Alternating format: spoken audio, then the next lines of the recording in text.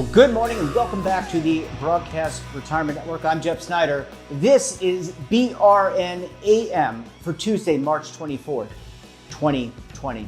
And our top story today, providing relief for retirement savers. Joining me now, Brian Graff. He is the Chief Executive Officer of the American Retirement Association. Brian, thanks so much for joining us this morning. Jeffrey, very happy to be here under the circumstances.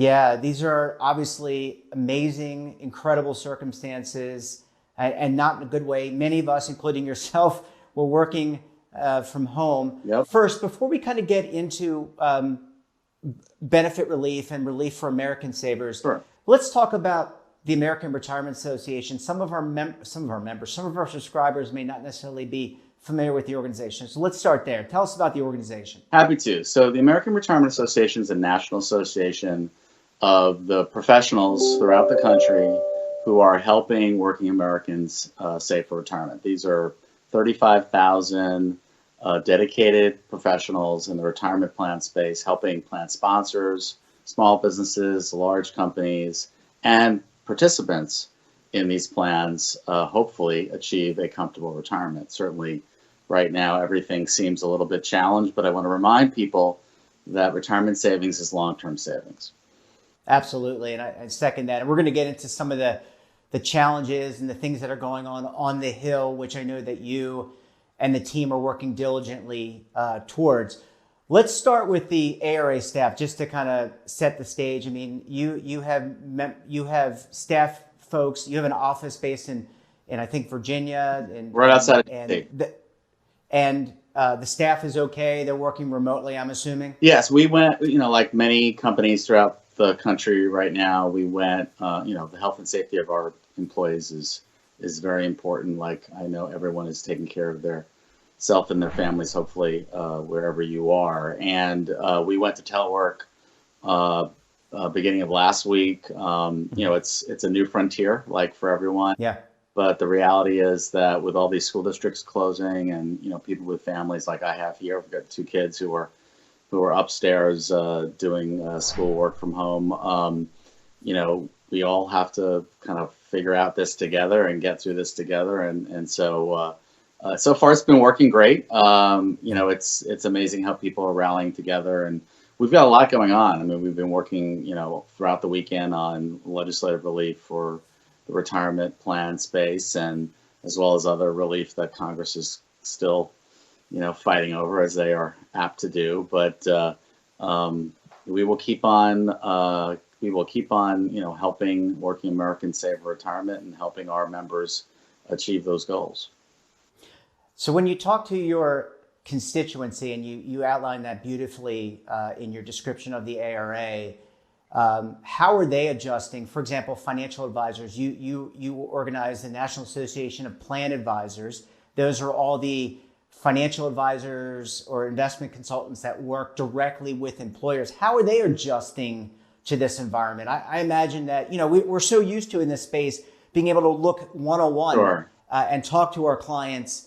How are they doing with respect to this telework and being able to communicate with employers? Well, like with everyone, Jeffrey, it's a challenge. I mean, a lot of the advisory business, as is relationship driven, right? And so, how do we, maintain those relationships as effectively as possible in a virtual manner? I mean, let's just, one example is investment committee meetings. So, 401k plans are a little bit unique as opposed to kind of the wealth management side that I'm sure many of your subscribers are used to discussing. But, 401k advisors are working with the plan sponsor to, help them evaluate what the appropriate investment options are for the plan menu that those participants are going to be choosing from. And so in reality, they have a much broader constituency than your typical wealth advisor may have, 30, 40, 50, 60 clients that they're servicing.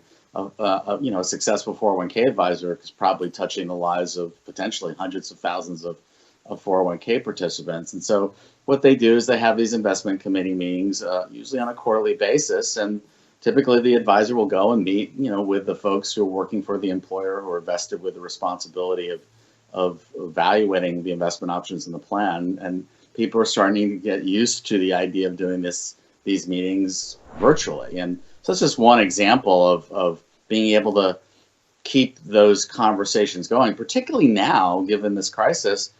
A lot of plan sponsors are calling their, NAPA members and saying, what are we supposed to do? Or should we be looking at our options? Do we have the right options?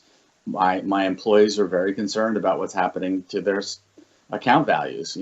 All of those types of questions are coming all over the place. Plus, Jeffrey, there's sort of fundamental questions like, hey, I don't know, but depending on the particular business, particularly if it's a smaller business, I don't know if I can keep this going. Yeah. I need to evaluate my plan design. Can I continue to offer matches? Those are the bigger questions that are coming up right now. And I'm getting, frankly, hundreds of emails on a daily basis from a member saying, what is Congress doing to help us? And I've got concerns about what my plan sponsors are going to be able to do to even be able to keep the plan going, much less worrying about what the investment options are. Yeah, Brian, it seems like only a couple of weeks ago we were talking about the Secure Act and expanding retirement savings. Now it seems like we're in conversations to preserve retirement savings. Yeah. It seems like there's an actual natural shift there. Is that what it seems to be that what you're intimating is that seems to be the top of the line conversation that people are having? Yeah, absolutely. I mean, you're absolutely right, Jeffrey. I mean, we were talking about Secure as being a driver to expand coverage, and unfortunately, listen, retirement savings in general certainly is going to be dramatically impacted by what's happening in the economy overall. Obviously, we're in a shock situation right now where, we don't know where the economy is going to be going. And so those concerns that you're suggesting in terms of being able to keep these plans going is very much front brain for a lot of advisors right now. Yeah, it's I'm sure people are very emotional, very nervous. You can't help but be nervous, especially if you're an investor. I mean, all of us are investors, but what's happening in the short run. Brian, I want to take a quick break. When we come back, we're going to talk to some of the relief efforts that Brian and his team and members of the retirement community are working on to help alleviate and preserve savings. So stay tuned right here on BRN AM.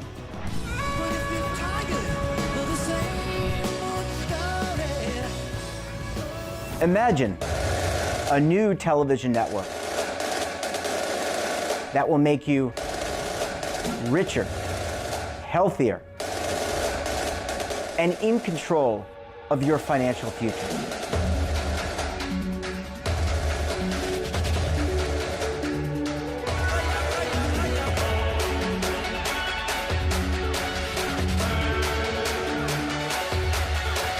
This network is for the policewoman in Nashville, Tennessee, the baker in Dubuque, Iowa, the teacher in Lexington, Kentucky. We want to make the idea of savings and retirement culturally relevant. But what do you see as a defining issue of the midterms, especially for the smaller businesses? I mean, they are the lifeblood of the American economy.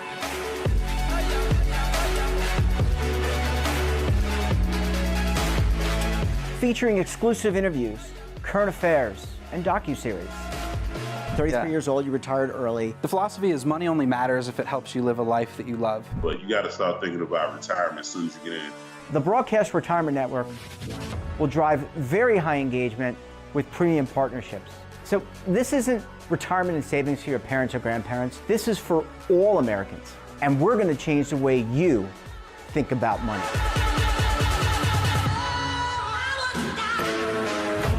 Welcome to the next frontier of retirement and savings. This is BRN, the Broadcast Retirement Network.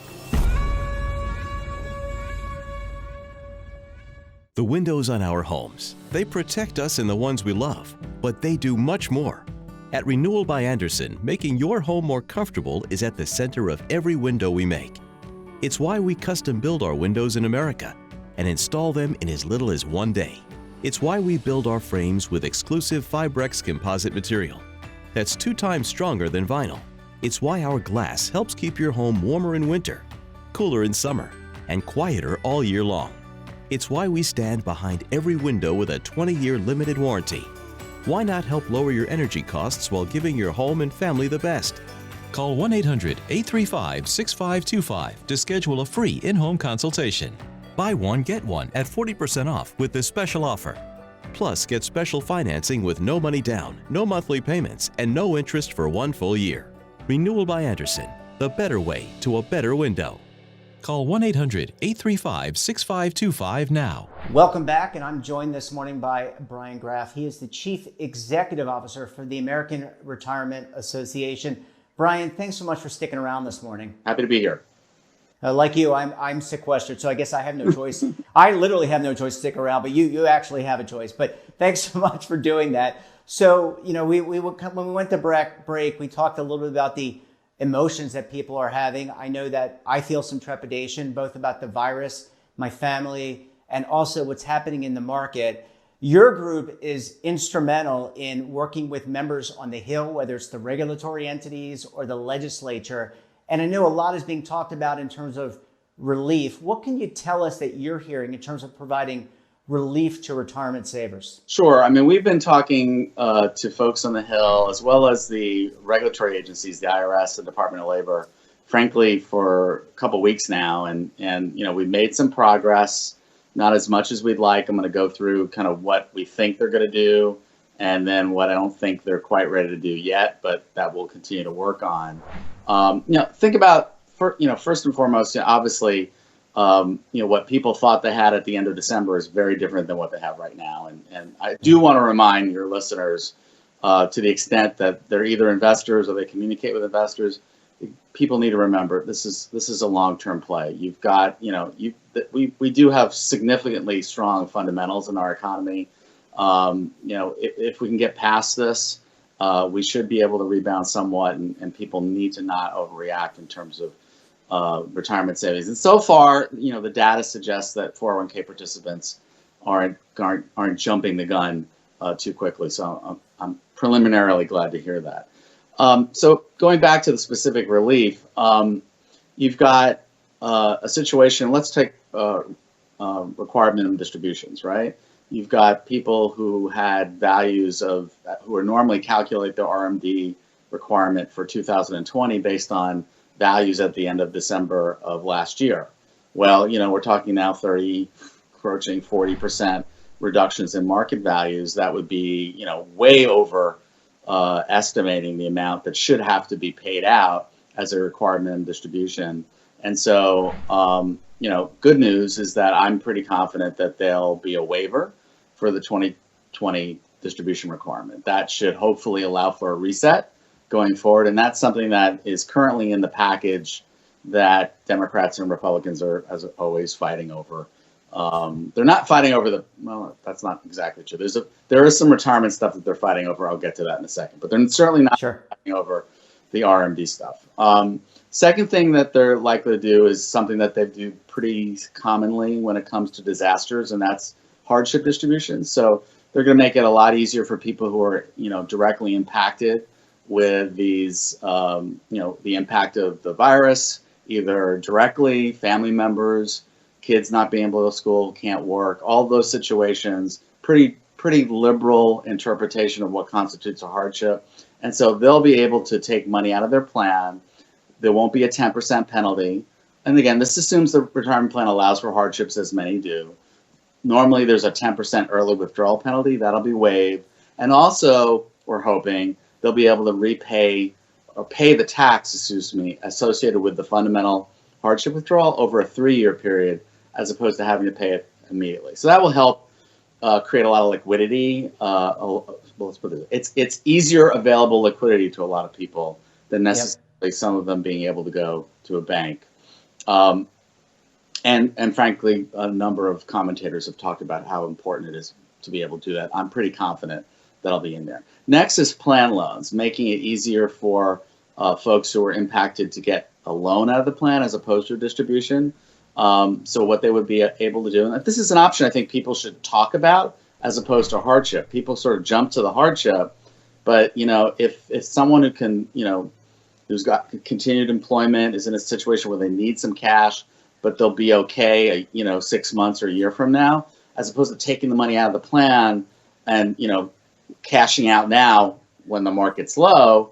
Better to, potentially, hopefully take a loan and then be able to pay it back and put themselves in a position where the retirement isn't necessarily hampered in the future. And with the loan situation, the loan limits will be doubled. So the maximum loan will be the lesser of 100,000 or their account balance, and then they'll also be able to defer payments this year and start the loan repayment beginning next year. Moving on, there's relief on defined benefit pension plans that Congress is working on now. That's not in the bill yet. Right. We're debating this right now. A funding holiday for defined benefit plans, but also relief for the situation involving underfunded union plans. That's where the controversy is. They're talking about a pretty significant bailout to the tune of billions and tens of billions of dollars. So that's, I think, one of the controversial points that they're still fighting over right now on the Hill. And what's missing, Jeffrey, I want to highlight this because it's important. Yeah, what's missing? What's missing? Tell us. What we're concerned about is they're not talking about, we're talking about it, but they're not talking enough about defined contribution plan funding relief. They're talking about defined benefit plan funding relief, those traditional defined benefit plans, but 401k plans, we're pushing for funding relief too. There are a lot of companies right now that, made obligations for employer contributions like profit sharing contributions. Right. They're not in a position to make those payments now. Yeah. And we're worried they're going to terminate their plan. So we're pushing hard, and we'll continue to push hard for some type of relief or funding holiday for defined contribution plans too, because frankly, that's the most common plan today, particularly for small business. Yeah, and if they, I think to your point, also if they follow the safe harbor, right, so they do not have to go through non-discrimination testing, they would be obligated to make a payment, but that could put them in a financial straits where they're not able to do that, not even able to support the business. Well, Brian, it seems. To your point, go ahead. I'm sorry. To answer your point, because it's an important one, for those who are using safe harbor designs, they have to give a 30-day notice before they can shut off contributions, and then they lose their safe harbor status. Both of those are problematic. First of all, they may not have 30 days to wait. They may need to be able to stop, turn the siphon off right now. So we're trying to get them to be able to do that immediately and then notify employees. Because listen, I'm sure employees, no one wants to shut off matching contributions. They're not doing this, willy-nilly. They're trying to keep the lights on. They're trying to keep payroll being paid. And we don't want the retirement plan to be a burden in a situation where someone is a small business is as dire as that, and we certainly don't want them to terminate the plan. So we're working with both the Hill, we're pushing the Hill, as well as regulators, because the IRS could also do something here too to see if we can get that relief.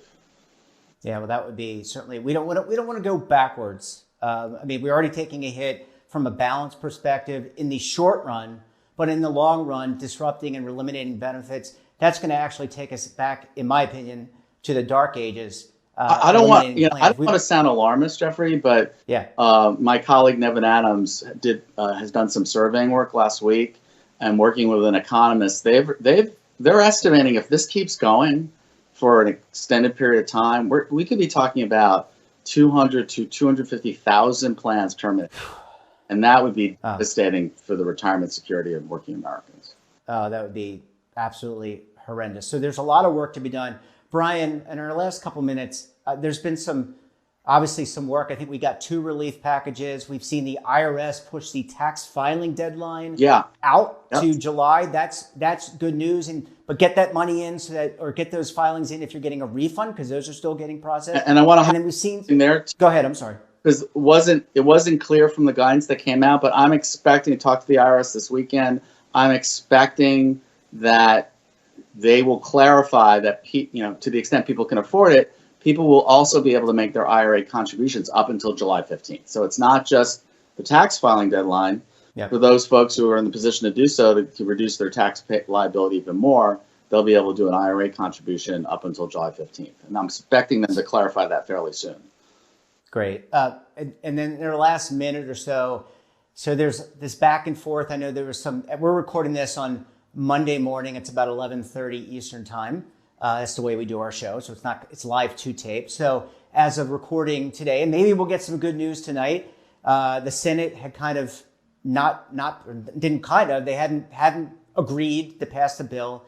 What's your sense? I mean, this is so needed in a lot of ways, not just for the retirement space, but in general. What's your sense? What's your odds, so to speak? I mean, I think they all know politically they have to do something. So the big fighting is over a few things. One, the issue I mentioned over multi-employer plans. I mean, that's a potential bailout of $50 to $100 billion. So there's definitely that's something Democrats want. Right now, Republicans really want the ability to get loans out to small businesses that are potentially forgivable if they keep their employees on payroll. And they, that's an important initiative on the Republican side. And I'm not saying both sides don't want both. There's definitely, both of these have bipartisan elements to it, but the primary drivers are on one side on the pensions is the Democrats, and on the Republicans on the small business side. And there's room for an agreement here. It's going to get done. I can't tell you, that's dangerous for me to say around Washington State. I got it. But these situations this is such an incredibly, horrific situation we're dealing with. I think they recognize that from a political standpoint, they don't really have a choice.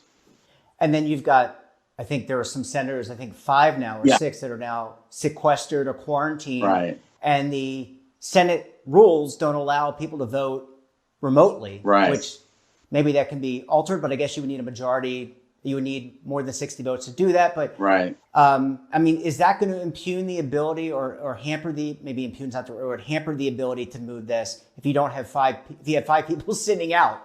Well, I think in many cases it could. I think the objective here is to come up with something that's going to really be viewed as bipartisan anyway. So it's going to have, 60, 70, maybe even 50 votes. I mean, that's what they want to achieve. And I don't think they're going to get there. I don't think this is going to happen. Let's put it on a party line vote. And certainly it couldn't happen on a Republican party line vote because of what you pointed out, namely the fact that there's 5 people who currently aren't able to vote because they're being sequestered. So again, I think the objective is to show America that we can get together and do something on a bipartisan basis in this crisis. And I believe if it happens, it's going to be under those circumstances. Well, Brian, my fingers are crossed. I know many people watching, fingers are crossed. Keep up the great work. You and the American Retirement Association, you guys do great work. And to all those plan advisors out there and everybody in the space, thank you so much. And Brian, we'll keep talking with you and look forward to having you back on the program very soon. Thanks for joining us. I'll be happy to. And please stay safe. And everybody out there, please stay safe. And that wraps up this episode of BRN AM. Have a financial topic or someone of interest that you think we should talk to? Drop us a line. And don't forget, for all the news in retirement, markets, technology, personal finance, and more, check out today's edition of The Morning Pulse. So until tomorrow, stay safe, keep on saving, and don't forget, roll with the changes.